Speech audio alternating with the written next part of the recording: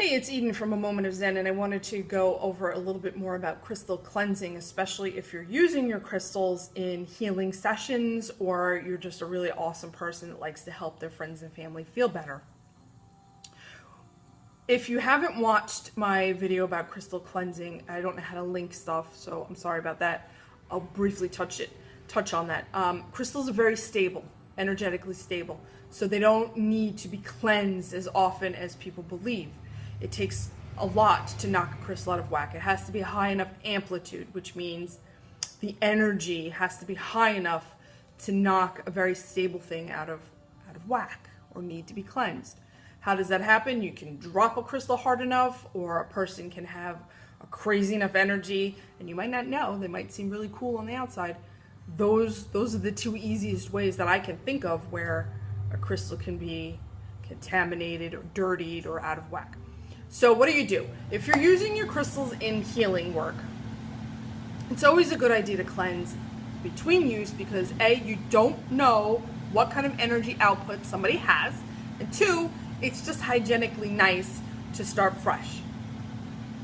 The easiest way to do it is with sound. Amplitude.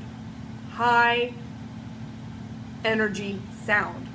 A singing bowl is lovely. If you don't have a singing bowl, that's okay.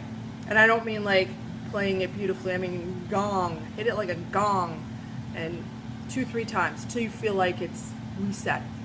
I don't think, most of the time, I don't think you need more than three gongs, honestly, in my opinion. But, you feel it out.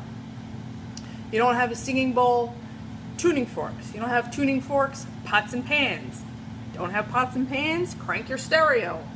Throw them in front of the speaker. It doesn't have to be pretty. It just has to be loud. The energy has to be high enough. The frequency doesn't matter. So if you have tuning forks and you're wondering which one, doesn't matter. The energy that they're outputting has to be high enough. It has to be a high amplitude. And then as far as physically cleansing the stones, because if they're touching somebody else's skin, then you want to make sure that you're wiping them clean in some way. Now, if they have a Mohs hardness, M-O-H-S, Mohs hardness of 5 or less, then you want to be careful when it comes to wiping them down with water or running them underwater. You don't even want to run them underwater. Higher than 5 is safe. Like if you had your quartz, you can run it under the tap and it's fine. You're not going to hurt it. But things that are softer like selenite, no, it's not going to melt, but it will, it could get pitted. What I do when I use my, if I use my selenite wand, which is nice and polished, I'll take an alcohol swab and wipe it with that because alcohol evaporates quickly. No matter what you do though, just keep in mind, it could wear the luster away after a while. It's not going to damage it energetically, but it might not make it as pretty, might not be as shiny. And that's pretty much all there is to it.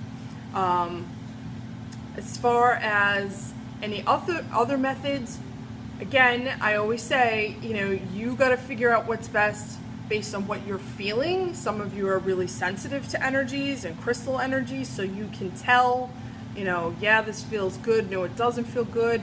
My preferred method is sound because it's quick, it's easy, 1, 2, 3, it's done, and that's all there is to it. So I hope that helped. If you need any further clarification, just let me know.